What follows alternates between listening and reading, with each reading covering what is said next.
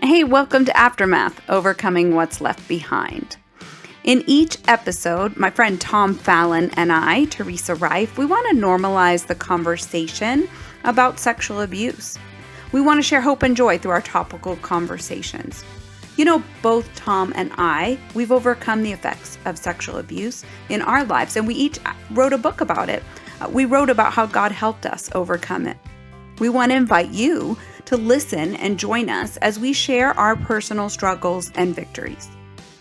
You know, when we were facing our abuse and working through it, boy, it wasn't an easy process. But I'll tell you this, it was worth it. So Tom and I, we want to share in your journey with you because we truly, honestly believe and personally know that you can find hope and joy in the aftermath of sexual abuse. Welcome back to Aftermath. Overcoming what's left behind after sexual abuse. My great friend Theresa, and I'm Tom, and today we're going to talk about anger. We're going to talk about anger. And how to reduce it, how to adjust with it, how to understand it, those types of things. Yeah, how to work through it when it's left behind, right, in the aftermath of sexual abuse. Right. That's what we're heading towards. And anger seems to me to be a very prominent fixture of being abused. You know, you get angry when you feel wronged, or, you know, when you start analyzing, or people start telling you how wronged you were or how abused you were, type of thing. Yeah, definitely. Yeah, you can remember that type of idea. Mm-hmm. Right. But I think it's important to remember what God talks about when he talks about anger. Yeah. So that we have to be careful with it. Right. Anger's not bad. No. Anger isn't bad. There's no bad emotions and good emotions. But if we let anger go too far. Right. You experienced some of that, right? At home in your childhood? Anger? Anger was a prevalent, daily. daily. You know, challenging. Growing up was challenging. Yeah. Yeah, and I'm glad I made it through. Yeah. Yeah. Yeah, I think anger, when I can remember the first time my now husband, but when we were dating, our first fight we ever had, I kind of went into my shell. You know, I kind of tucked my head and hid for a while because I wasn't used to Joel. We're both firstborn, so when we argue, it's, let's say it's, you know, it's intense. It can be intense, but it scared me. It scared me just because my experience with anger was bad. Someone was going to get hurt, or in our house, that's just the way it went, you know. And so I think my first reaction to my husband's anger, which, you know, is justified. Everybody argues. I'm not a perfect spouse, and, you know, so he was frustrated, but he was really intense. He learned not to be quite so intense so that I wouldn't go into my shell and hide. And I learned that I don't have to hide, but that took some dancing around, some effort to kind of try to get over that spot for us. But anger it can be a really good motivator, I think. You mean not in every home, in every home people don't move out when they get in an argument? Yeah, not in every house. I thought, yeah. So it does seem just like because you want to milk with lobster, you mean you don't have to move out? No, you don't. Oh, that's pretty... Yeah. That's, but it does happen. Some of the stuff we experienced was that. At home? Yeah. Yeah, not with you, and not now. And me and Kelly, we've argued in the past. I mean, I realized that I argued a lot like my father would argue or my mother would argue, and I didn't think that worked. Mm-hmm. So I have to. It probably didn't work well for Kelly. No, she didn't enjoy it. She didn't like being yelled at. No.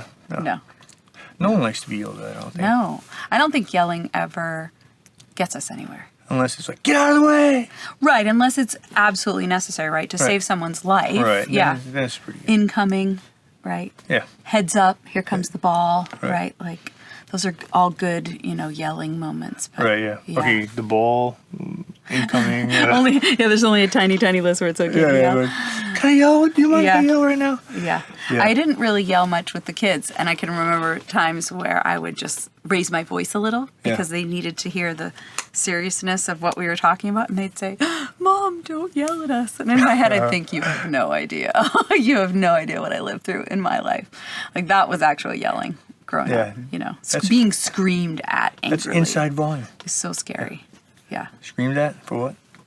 Anything. Anything? Yeah. I mean, well, I was in charge, so I raised my brother and sister, and so if anything happened that was the least little bit wrong or off, it was my fault. So I took the fall. And how does that impact your decisions today, or does it anymore? I think it definitely used to. I think I was more afraid to be the final say at first with our kids. I think I would try to default to Joel and not make the decision, just for fear of failing. Well, is he smarter than you? Book smarter. Yeah, there you go. But he's not street smarter. He would admit that I have more common sense than he does. For sure. Hands down. And I'm actually the meaner one. I mean, if you want to pick mean and soft and parenting. Yeah, Kelly's definitely the meaner one. Yeah. I'm the hammer. You're the hammer? Yeah. I'm the hammer for sure. You just don't want to be the nail. Be the hammer. Yeah, so. But anyway, so anger. I found this quote from Clint Eastwood. Yeah. It said, "We boil at different degrees." That's good. We boil at different degrees. I thought that was funny because it's true. It does. We all have different degrees of when anger becomes, wrong, and when anger is necessary. Right. Inside Area was talking about this. I found this pretty helpful. Counseling Through the Bible handbook, and it was talking about the different types of anger. Are you aware of that? That there are different types of anger. Yeah. You are? I am, but I want to hear more about it for sure. Okay, so let's see. Well, first off, we have to know that it's not it's not a sin to be angry. Mm-hmm. I think it's a sin of what we maybe do when we are angry. Right. With our anger, yeah. Right. Yeah, exactly. I would ask Kelly, but I've never made her angry, so I don't really know. Oh, yeah. That's impressive. Yeah. Well, at least today I haven't made her angry, I don't think. How can a person keep himself guilty when angry? Okay, so I'm talking about, first of all, what are the sources of anger? Okay. Mm-hmm. Okay. Hurt, when your heart is wounded. Injustice, when you feel your rights are being violated. You get that? Yeah. Yeah. You have fear that your future is threatened. That's probably the one that I think I fear. That would make you the most angry. Yeah, that's the thing that makes me the most angry because I'm self-employed, and sometimes when I feel someone's doing me the wrong way, I feel like, they're ruining my future. Yeah, I don't necessarily. Yeah. I can use those words now because it was painted to me, but I never did it before. But you're realizing that that's what it is. Right. Yeah. That's what it's. That's why you get angry when they do things like that. Yeah. Frustration is when your effort is unsuccessful. And then it says here the root causes of anger is either a wrong belief. Well, most likely a wrong belief, I think. Not either, but wrong belief about the situation. Like those people at your gym, they're not necessarily trying to ruin your future. Right. But that's how you're interpreting what they're doing. Or that's how it feels. Isn't it all about interpretation? I think so. Right. Even from the moment where, I realized that I had to forgive, we'll call Mr. Evil. Yeah. Changed. My understanding of the situation or what I was going to let it do to me or for me or through me changed everything. So you feel like when you forgave him then, you didn't have to struggle with anger anymore. Yeah. I forgave him. It released you from that feeling of anger. It released me, Yeah. So, I think the same thing could work with anger, like a wrong belief, or we went back to checking out where you think about a subject or an experience. You got to find out if it's right or wrong. Just because you feel it doesn't mean it's right. No, that's for sure. We can't trust our feelings. Right, I've always told my girls that. We don't trust our feelings, we trust Jesus. Period. Because having 3 girls is a lot of feelings. There's a whole lot of feelings there. And I was always like, let's take it down a notch. No, we don't trust our feelings. We trust Jesus. So, that was my way of kind of helping us not freak out. We could literally end it all right there. Yeah. All right. See you next week. See you next week.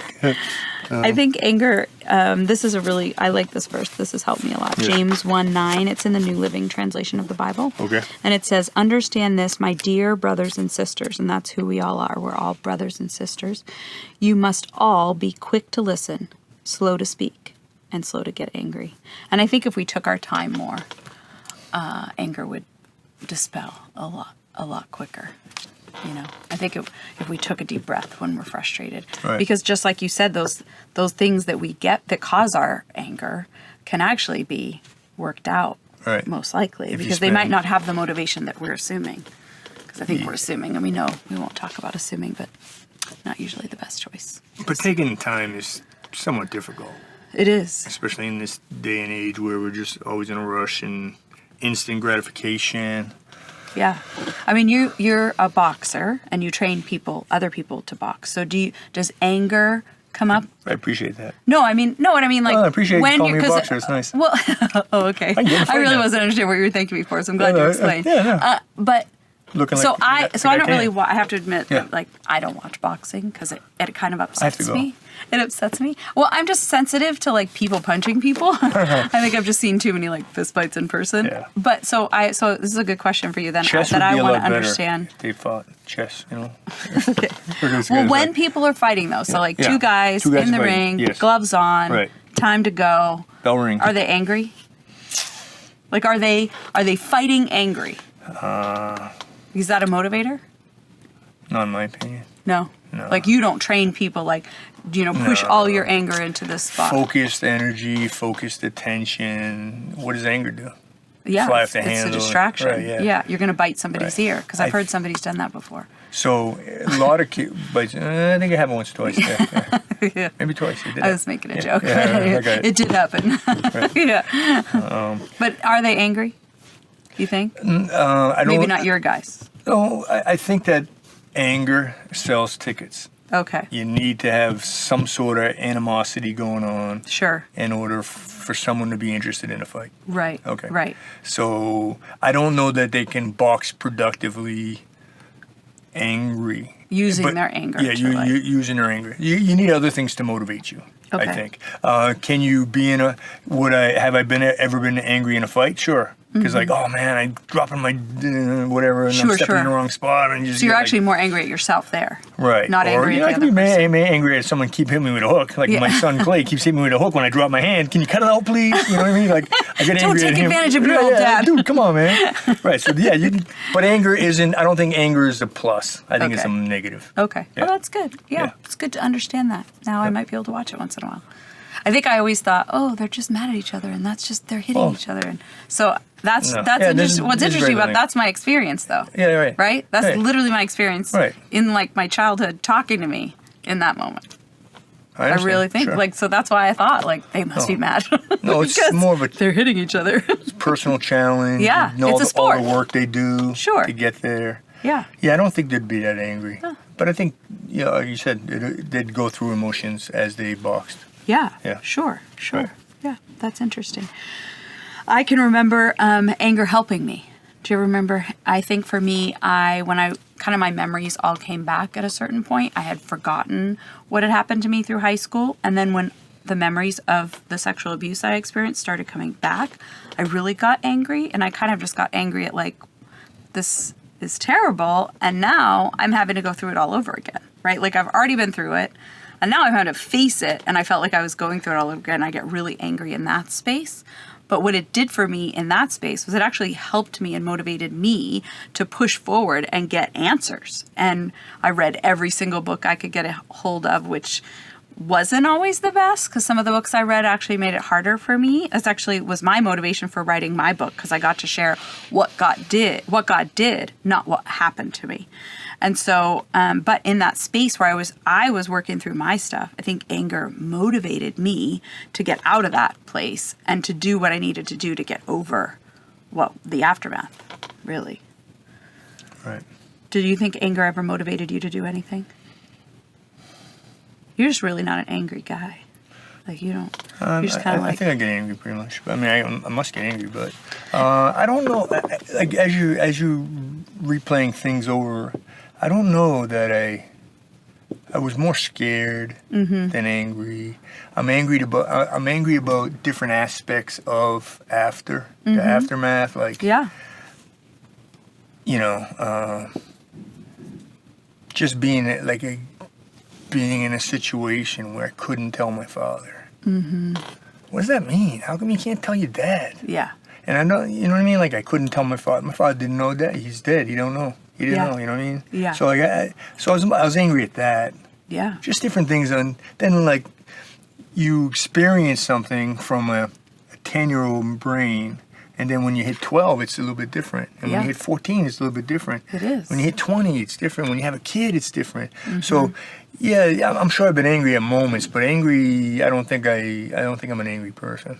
What do you feel like you do then when you do get angry? Like, what happens? Like, why hasn't it stuck with you? And, like, kind of, because anger can really turn into bitterness, and then it can really stick in and really cause a lot of, like internal damage and stuff. Yeah. What do I think I did? Like, how do you think you didn't stay angry? You didn't stay angry. Well, God. Yeah, just he's taking it from me. And it's kind of like, hey, can I have that back for a second? Yeah. Can I have that back for a second? Can I think about that again? It's like, why? I got rid of it for you. Yeah. It's buried. Yeah. I washed that in the blood. You don't need that. I got that for you. I covered you. Yeah. Yeah. Yeah. That's so good. Now go tell someone else. Yeah.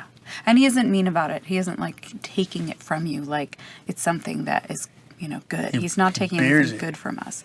He actually takes it and he gives us back Something better. goodness. Yeah. Way better. Yeah. Yeah, that's the beautiful thing about it. Yeah. And okay, sorry. Oh no, you're okay.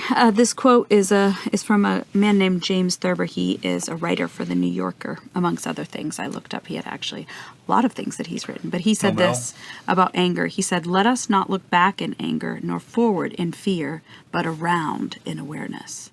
And I thought that was kind of cool to think about, because I think that I could look back at my past and be angry about that, and I think I could let it kind of bubble up in me if I allowed it to. But I love that he just said, look around in awareness, because if I do that, if I stay in the present and I look around, my life is great. I have a lot to be thankful for, Yeah. But if I got caught way back here in my past, then I could have that as my filter for how my life is now, and say, well, if I hadn't been abused, or if I hadn't, then I would be this, or I could be doing that, and I wouldn't have to be doing this, right? I think I could look at my life negatively, even with how great I honestly know that it is. I think that I could find negative things about my life if I was using my past and the anger about my past as my filter for where my present is. Does that make sense? Yeah. I think that I could expect myself to be doing something more amazing or better, or, making more money, or living in a different place. I think I could really look at my life and pick it apart in a negative way if I let anger from my past kind of hang out and make trouble. But that's not a win-win situation. No. Yeah. No, it isn't. No. Under It's good to let under go any of it. circumstances. Yeah, you gotta move on. Yeah. Move it on. Yeah. Yeah. I like what the Bible says about not letting not letting the sun go down. Sunday. Yeah, not letting the sun go down in your anger. I think Joel and I went through a time when we were arguing a lot more than other times. And we argue a lot. Well, I mean, we're just both firstborns, and so you we're mentioned both, that before, unfortunately. Yeah, I'm we're gonna write both that down. super opinionated, and both originally from the Boston area, so that I think that adds some to it. We're pretty tough cookies. And so I think I had to really learn in my life that, first of all, that we set that as kind of a rule. And so we've had some sleepless nights because we just kept arguing. Because I think we both stand our ground. And I think anger, if you hold on to anger, it can make you stand your ground in a place that's just silly. Like you end up arguing and getting angry over. Most arguments we've ever had, by the time we're done, I'm like, what were we even arguing about? Yeah. Now I was just hating you. Like, I literally. You mean was it just wasn't about your mother? Yeah. Now I'm just so mad at you. I was so mad at you. But not only 3 years ago, we hit a space where life was really stressful, and we were, we had some moments where we were taking out on each other. And really, God just kept saying to me, he's not your enemy. And I think getting to that place where we realize that any person in our life is not really our enemy, it helps. That helped me let go of anger. Yeah, I think about that, but I'm like, you sure Mr. Evil wasn't my enemy? Yeah, that's a good question. Yeah. I mean, no, I don't necessarily think he is. I think that moment where I released him of all responsibility. He's not your enemy anymore. He's not my enemy anymore. No. He's just because he doesn't have any power over you. Right, and I think all that's the power thing. Away. I think that's what makes an enemy scary and makes you angry at an enemy is when they have power. And the minute you forgive them, they don't have any power over you. Right. You know. But also feeling powerless can make you angry. So when you take the power away, then you don't have to be angry anymore either. Well, you're going back. I'm going to go back to what you were saying. That's one of Kelly's favorite scriptures or whatever is to don't let the sun go down on your anger. And I'm really for it until it's like 9 o'clock at night.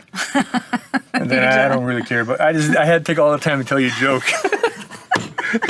Yeah, but so anyways, is that okay? I mean, yeah, I was just waiting. I kept it in my mind. I'm like, hope and joy. I'm gonna giving out hope and joy. I'm gonna bring that back around so I can tell her a joke. Around. Yeah, that's good. No. Yeah. And when it's 9 o'clock, the sun's gone down, and I'm done. I'm just done. like, can we talk about it tomorrow? Don't be mad at me anymore, will you?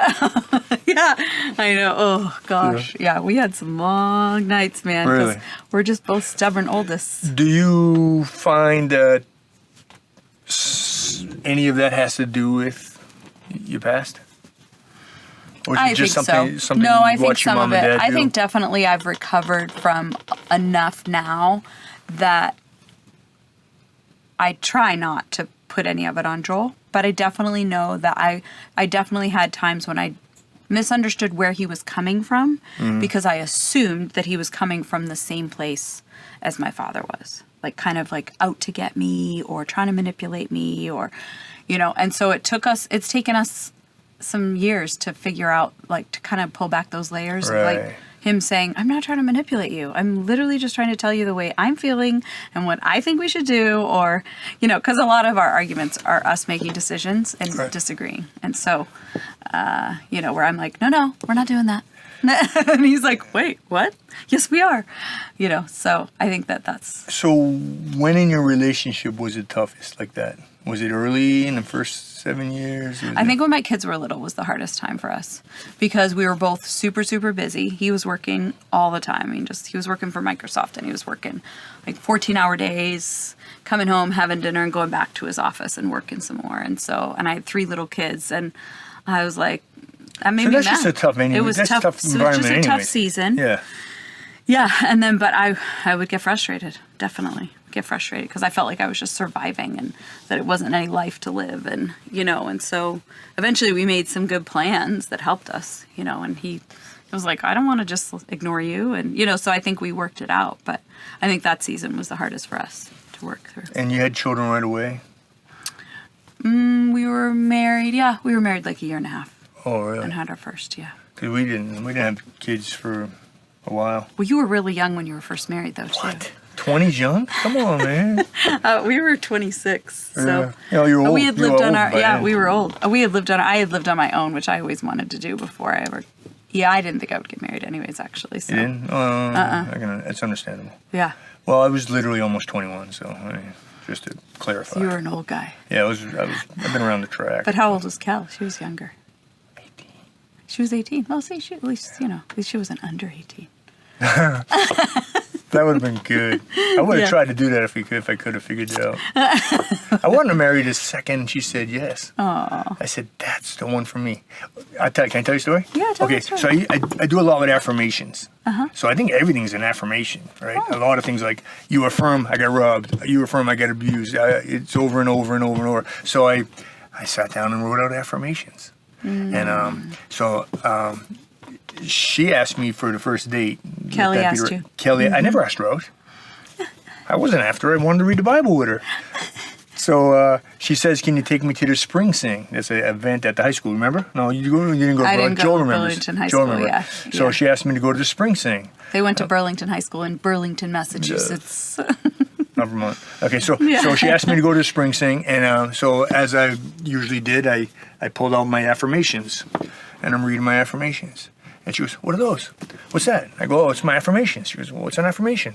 I said, well, it's something I want to achieve, something I want to remind myself of, a goal that I set. And I go, hey, look at this one. And she goes, yeah. I go, that Camaro I just drove you in there? I said, I love my new car. It's a brand new Camaro. I have it on a card. And then I said, you know the piano I have in my basement? I go, yeah, it's right. I wrote it down. I didn't have a piano when I wrote it down. I didn't have a brand new car when I wrote it down. And I go, oh, this one, look at this one. And she goes, what's that? And I go, I now attract my ideal companion. The woman I attract is beautiful, peaceful, spiritual, funny, yada, yada, yada. It's like 2 3x5 cars. And I go, I think that might be you. First date, I said, I think that might be you. I think we're going to get married. Wow. And she said, I'm not getting married. I said, what do you mean you're not getting married? She goes, I got other plans. All right. I said, what are your plans do you have? You mind if I tell her? Right? I go, what plans do you have? She goes, well, I'm going to go to Hollywood and be a movie star. Oh. So I go, I guess I'm going to live in L.A. because it wasn't going to stop me. Yeah. And we were literally married maybe, I think, a year later. Yeah, wow. So it didn't take that long. But yeah, I just wrote out the affirmation. I affirmed it, and I think a lot of dealing with these what I found out dealing with this sexual abuse is that it's a lot about what I tell myself over and over and over. Yeah, that's again. good. And I couldn't. So how did you know to do that? You just came up with that? I think Bible. Seriously, I think the Bible. Like, you know, when I learned that God was my father and my father was my father, obviously. Like, you know what I mean? Your heavenly father. Yeah, my heavenly father must be way greater than my earthly father. Yeah. So like that shifted my view on stuff. Wow. Yeah. Well, I read a book too. You know what I mean? Like I read books and stuff like that. But I did learn most of that, and I actually just copied the affirmation for Kelly. I copied it out of a book, off a book. Because you were word like, for that word. sounds good. Who wouldn't want that one? Definitely. I'm gonna take that one. Beautiful. Why not? Funny. Good looking. Well, yeah. beautiful and good looking, obviously. But that's good. yeah, so I had to do that. So part of that anger thing is keep talking. You talk to yourself in angry sentences, you become angry. And I don't want to do that. Yeah, we definitely believe what we tell ourselves. Yeah. Yeah. So I have another. That's what I love about your affirmations, though, because you were telling yourself good things. Right. And you believe them clearly, and I love that you were able to show Kelly that you got the car. Yeah. And what was the other thing? Piano. You got the piano. There must have been other ones there, but it was so significant. I mean, piano. But I love that it wasn't all material material things. Yeah, that's amazing. Right. Wasn't all material And things, right. Kelly was on there. Well, it didn't say Kelly, but No, but yeah. But I was like, "This is you, baby." She's like, "I don't think I called her baby. I didn't call you baby." I hope not. This is you, young lady. That would have been a little early. Yeah, no, but I knew. First date, hey That's my baby. wife. This is you. I'm marrying you. That might have been a lot. And she's 4 years younger than you. A little bit younger. Yeah, she's a little bit younger than me. A little bit younger. Six, Little younger. 3 years younger than me. Okay. Yeah. Yeah, so it's beautiful. Okay, so affirmations. I think that helps. I think Yeah. that's a really great Tip. to help anger. I think remembering what your motivation is. I think sometimes that was one thing with arguments. I think that we lose even why we were arguing in the first place. Oh, so back to my point. So you had how many 3 years without children? No, just a year and a half. Oh, just a year and a half. Okay, I'm sorry. Yeah. No, that's all right. We went right into having kids. We were in Seattle and didn't have any family around either, so let's have kids. that made it. Yeah, I don't think it went down like that. I think it was kind of some other things, Busy? and then it was like, oh, we're having kids. Okay. Yeah, I don't know. It was a good thing. It was a good thing, though. It's always a good thing when kids come along. Yeah, just because if there was a correlation between having years, like I think we were married off and on for 7 years before we had a kid. Oh, okay. And those are some tough years. Yeah. Right. Yeah, So, but if I judge my life on those 7 years, or my future with my wife on those 7 years, that my life would be totally destroyed, comparatively speaking. So, I'm just happy that, I had a way of. I'm in front of the judge. And this really does apply. Oh, wait, so first of all, before you tell the judge story, explain why you're in front of the judge and what's happening, because I know why. Oh, okay. But, so,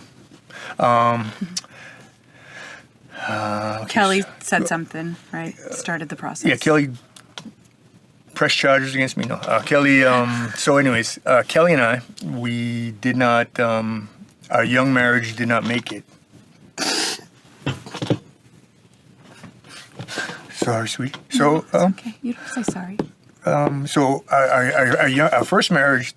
Oh, our first marriage didn't. Well, made it to the second marriage, but okay. So our first marriage didn't. Well, made it to the first. Yeah. Anyways, we were married 3 times. Okay. So I married her. We eloped 1 year. A few months after I read that thing, I got her to marry me.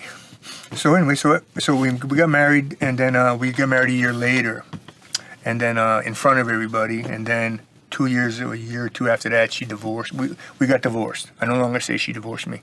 I treated her so poorly that she wanted to divorce me. So we got divorced, and then 3 years later, we got married again. Right. So if I based anything on my experiences, I wouldn't be as happy as I am today. And I know that for a fact. So. Yeah. So what changed? What changed in the middle there?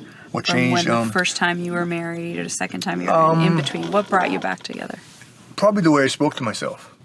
Right, the way I affirmed things over and over, the way, I insisted that the future was going to be a certain way, and I have no idea what the future is going to be like. Or I have ideas, affirmations how the future can be, kind of like dealing with this stuff. But I had a preconceived notion of how the future was going to be, and she didn't agree with it, and she didn't want to live like that. And so I think that was pretty much a significant aspect of it.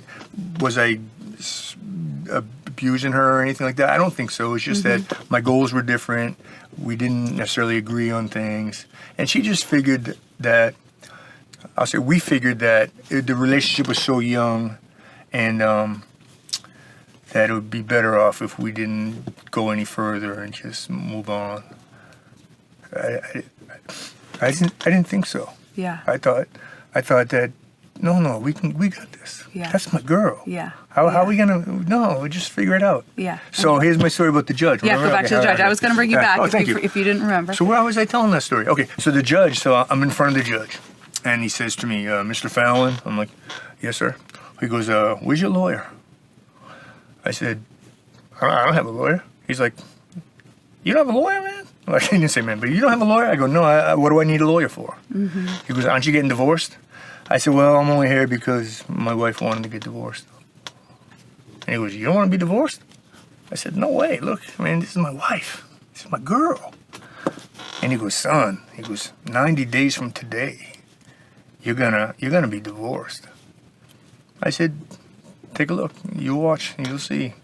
God's got something in store for me. And I don't think this is it." And he said, "Yeah, in 90 days, you're divorced, man." I said, "Okay." That night, that was the story that I want to tell you. But that night, it reminded me. That night, I had a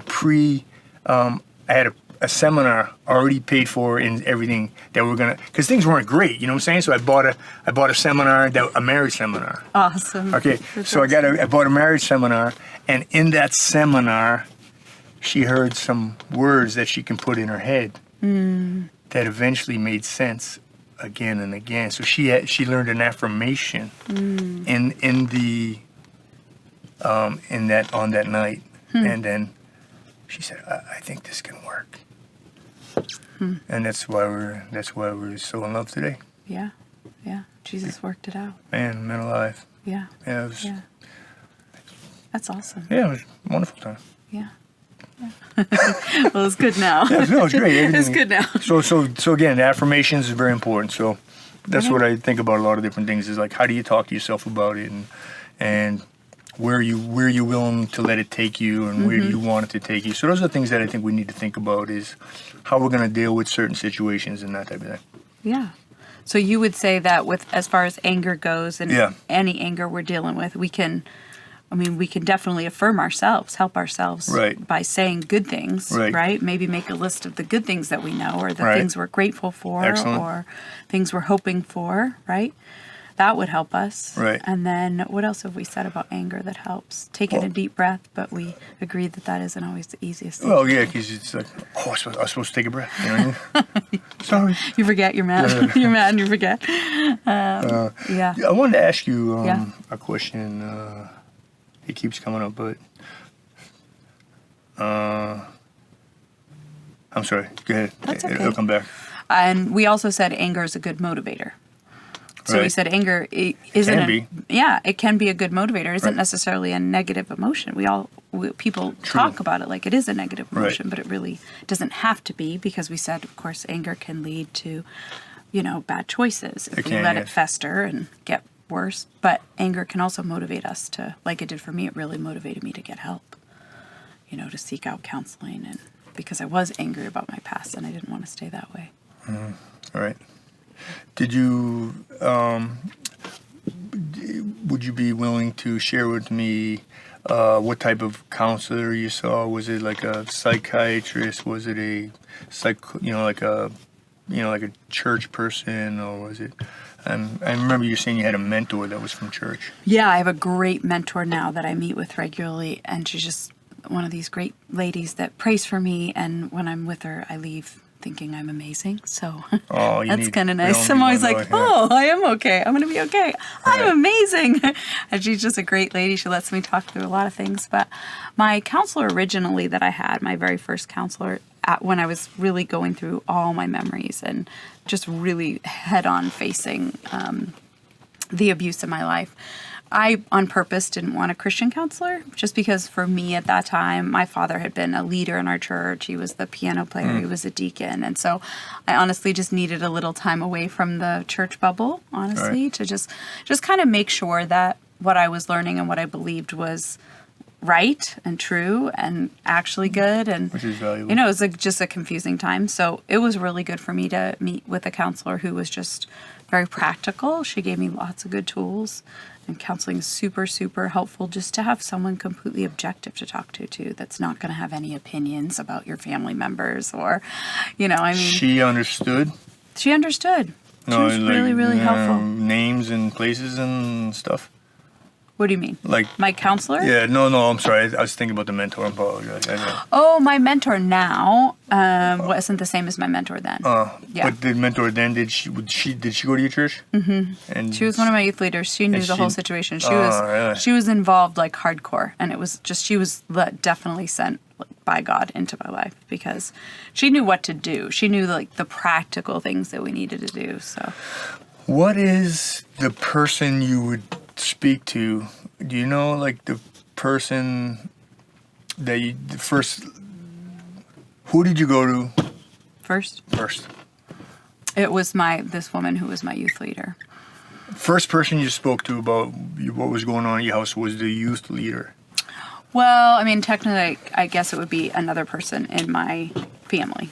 Okay, all right. You don't have to say who. yeah. Obviously, right. Okay, so Yeah. Okay, so But- someone in their family. But we went to a we relative. went to her together. Okay. Yeah. Oh, okay, then you found another resource. Which was this woman that just happened to be in my well, no, she didn't just happen to be in my life. God put her in my life. Right. She there had time. She's on appointment. Yeah, no, I literally was renting a room from her in her house, and she was running groups So- for girls who had been sexually abused. She was already running groups for, and at that point, I didn't even remember that it had happened to me. So You're saying to me that you went through the whole experience, and then it stopped. she was my youth leader And then- all through high school. A few years pass, I'm on my own. and then And I you come literally back. rent a room from her, because she had this beautiful, huge house, and she was renting rooms to like single girls. And she, Great just woman. happened to be running groups for girls who'd been sexually abused. That you can't do. And you already- you you can't had an plan that apartment there? stuff. I had a room there. I was Yeah, renting like- a room. Those guys that keep talking about stuff. And then all of a sudden, the memories all came flooding back because of one conversation. And I was already living with her. So I knew who to go to, because I already knew, because she actually was really, really careful around the girls that were coming into her house, because she would say, she'd say to us, if you see I them, read you that, don't right? see them. Like if she said a lot of nice things, like she was trying to help, just respect. Like Yeah. there were a lot of respect things we did for these girls so that Right. they wouldn't feel conspicuous coming into the house, so. Yeah. Yeah, so I already knew that was happening. Isn't that crazy? Yeah, it's pretty crazy. Only crazy. God can do things like that. So you may, for you guys, whoever's looking, I've read the book twice. Don't know if I remember it. But My book. Yeah, her book. My book. So her book's available on Kindle? No, Amazon. on Amazon. Yeah, and Kindle. Forget Kindle. Buy the book. Just buy the book, man. You buy the book. Lots of people like Kindle. Buy the book and buy the Kindle. It's good, all right? Buy them both. So Just so if I ask questions is because I refresh my memory or I think it's valuable for us to hear certain situations. I do remember what you said there. I didn't remember it until you said it again. I'm like, oh yeah, I remember that. So that's quite incredible, man. Yeah. So you say the number one support you had was Jesus Christ. Definitely. Right. Definitely. And he's still carrying you. We can see that easily. Yeah, absolutely. That's beautiful. My best friend. Always hanging out, ready for conversation. And the other thing we talked about before, I don't know what day we were talking about this on, but you were talking about you understood that God, the Father, was your Father. And I'm totally somewhere else in the world thinking the same exact thing. Yeah. Isn't that beautiful? Yeah. So it's there's mind-blowing. so many beautiful things we can find out through all this. Yeah. They call beauty from ashes or whatever. Yeah, that's right. It's amazing. But only God can do that. Right. Yeah. Only God can do that. It's amazing. Awesome. And I just pray that our conversation will give someone the energy or the courage or the willingness to find somebody to talk to about it. Yeah, Yeah, definitely. I really hope it does. Yeah. Yeah, and we'd love to hear from you. If you ever have questions or you want us to pray for you, we'd love for you to just get on and send us a message, and we'll be praying for you because that's where our heart's at. We just want awesome things for you, and we're Aftermath, helping you overcome the things that are left behind. We talked about anger today. It was really good. I think it was really good. I think we covered it. I don't think either of us are very angry, so that was something good to learn. I know we're like, oh, My we're talking about sister's anger. angry. Neither of us are really angry, but that's literally just Jesus. So I hope you guys have all figured that out as we've talked about it today, because I think I could have stayed angry. I could have stayed angry at one point, but I think it's a decision, yeah. an affirmation, a decision. Yeah. Anyways, well, thanks for being with us today, and we'll see you next time. Did you know that the average is about 1 in 3 people have been sexually abused? That means that even if you personally have not been sexually abused, you certainly know someone that has been. Here at Aftermath, Overcoming What's Left Behind, we're working to start and continue this conversation. Will you please like, subscribe, and share the link to our episode so that we can help all those in your circle of influence? We know and truly believe that everyone can find hope and joy in the aftermath. We want to say thank you to our sponsors, Handfuls.com, where they offer a game changer for moms during mealtime with their baby feeding placemat. Go grab one for your kiddo at handfullz.com. Also, thank you to QuickSurvive.world, where you can purchase their waterproof fire starter kits for your next camping trip, bonfire, or to keep in your emergency prep kit. That's QuickSurvive.world. QuickSurvive.world. We here at Aftermath want to send a big shout out and thank you to Christ Community Church in Taunton, Massachusetts for the use of their studio. If you're in the southern Massachusetts area, you'll want to check them out as they learn to live like Jesus and help others do the same. You can find more information about this amazing church at cccfamily.com.